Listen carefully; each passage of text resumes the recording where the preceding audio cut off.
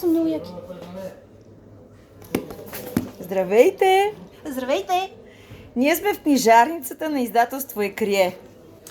Екрие Букс, разположена в МБАЛ Света София. И какво правим тук? Знаете, прясна, току-що е излязла от печата. Има я само единствено тук при нас. Още топла. С автограф от некого да е. От мен.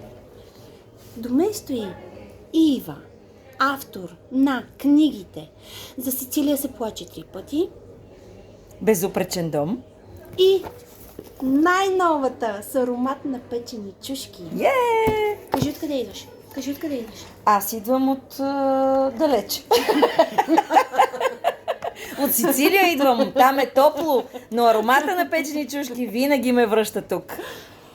От коя телевизия идваш?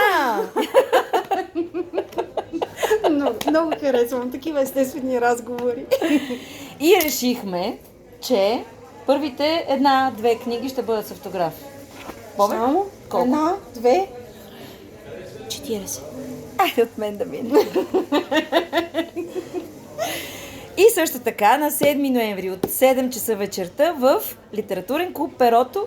Знаете ли къде е Перото? Национален дворец на културата. Едно от най-хубавите места за събития, за литературни събития. Елате, задължително е. Ще Просто бъде много задължително. хубаво. Да, какво? Вход свободен. Абсолютно.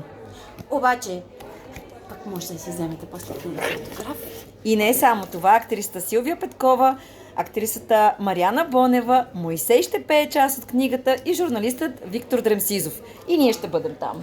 Да. И Кремена Димитрова. Заедно с редактор, доктор, Десислава Тачева, тя ще бъде. модератор на събитието.